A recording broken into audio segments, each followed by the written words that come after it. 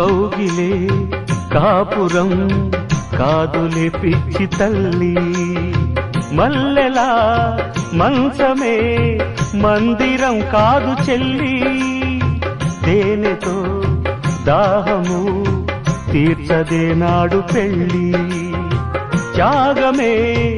ఊపిరై ఆడదయ్యేను తల్లి,